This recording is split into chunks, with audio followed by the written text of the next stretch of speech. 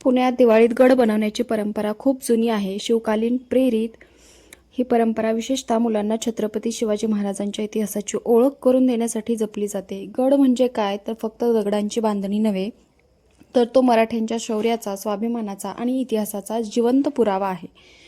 आता यात गडात म्हणजेच किल्ल्यात आपल्याला काय काय दिसतं तर मुख्य दरवाजा, बुरुज, तटबंदी, तोफखाने, देवळं, मंदिरं इत्यादी खूप काही पाहण्यासारखं असतं.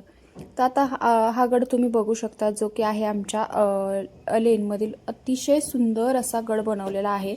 तर इथं याचं वर्णन खरं शब्दात सांगणं तर खूप कठीण आहे, कारण तो बनवलेलाच अप्रतिम आहे. तर याच्यासाठी मी एक छोटीशी कविता याच्यावर बोलून दाखवते. आवडली तर नक्की कमेंट करून सांगा.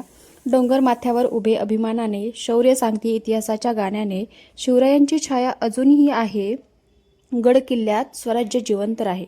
भिंतींच्या दगडात धैर्य दडलंय, प्रत्येक बुरुजात स्वप्न जळलंय, जय भवानीचा नाद घुमतो आजही, किल्ले सांगतात महाराजा जिवंत आहे इथेच काही.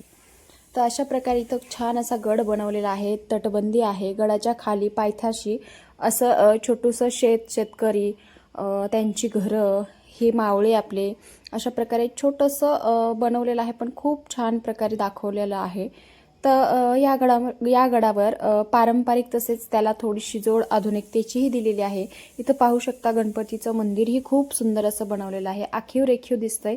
आपल्या म्हणजे जे गावाकडं वापरलं जातं ते पहिल्याच्या काळात जे असेल ते इथं जातं, सूप, सुपली वगैरे सगळं काही दिसतं आहे. इथं पाहू शकता छान अशी पालखीही सजलेली आहे.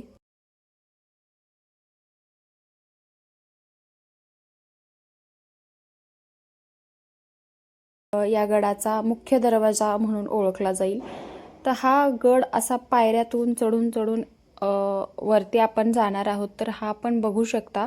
इथं बुरुज आहे, तर या बुरुजावर एक भगवा फडकवलेला आहे. तो अतिशय सुंदर आणि मोहक दिसतो आहे.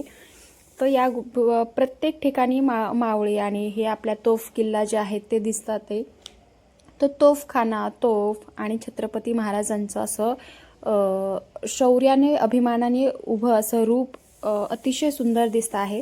तर हा आहे पूर्ण गडाचा नजारा. तुम्ही बघू शकता. इथं आधुनिकता तसेच पारंपरिकता दोन्ही जपलेली आहे. तर अतिशय सुंदर प्रकारे यांनी गडाचं जे रेखाटन आहे ते केलेलं आहे. तर डोळ्यांना अगदी मोहन घालेल असं हे देखावा, असं हे रूप यांनी रेखाटलेलं आहे. तर व्हिडिओ तुम्हाला कसा वाटला नक्की सांगा.